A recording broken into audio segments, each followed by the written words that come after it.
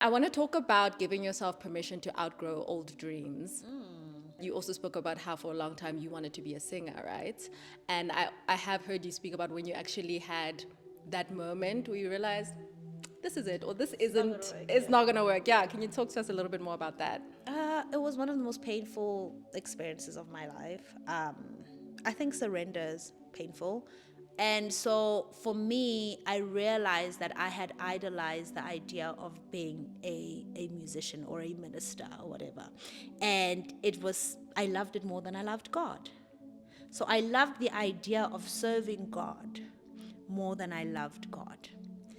And that I noticed that because I was willing to do anything, and God would get the praise when I get the thing. And so that moment in my life, I was so like I found myself becoming you end up like you have no peace. You know, when you're in a place where you have no peace, everything is just like a trigger. You're fasting 30 days for this thing to happen the way it's supposed, but there's no peace about it. And that's where I was. I'm like, God, I've done everything. I've prayed, I've fasted, there's nothing I haven't done, and this thing is not happening. And you clearly don't plan on making it happen. So I surrender. I give it up.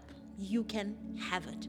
If I never, and it was hard because like I grew up in the church, I grew up singing, I grew up affirmed. It was like, you're good at this. And it's like, but why isn't it happening? I've got the connections, I've got the people who can, like they can make it happen, and it wasn't happening. And so I sat by my pink couch and I said, God, I give it to you. And I cried and I wailed. And I was like, I'm letting go of this thing. Now you're going to show me what's for me.